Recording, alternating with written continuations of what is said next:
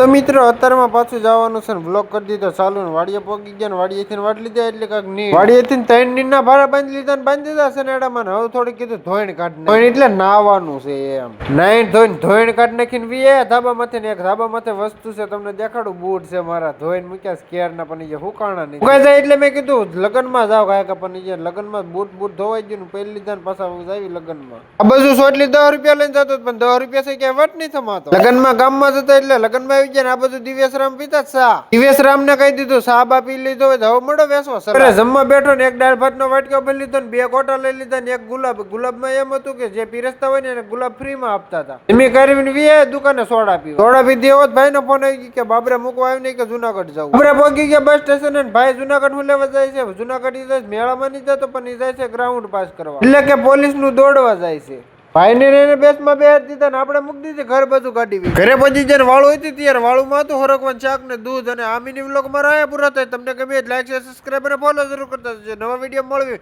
નવી મોજ મસ્તી સાથે એટલે ભાગો।